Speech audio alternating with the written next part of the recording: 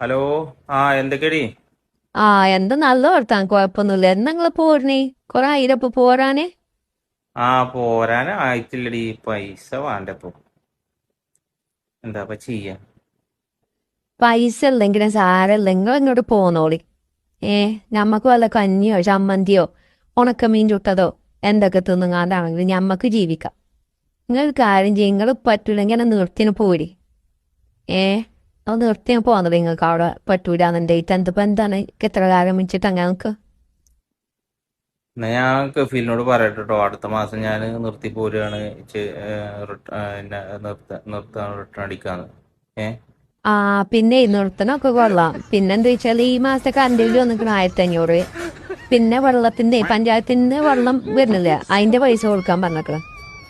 പിന്നെ കുട്ടികളെ മദ്രസിലെ ബുക്ക് വന്നിക്കണല്ലേ, അതിന്റെ പൈസ കൊടുക്കാൻ പറഞ്ഞേക്കണേ.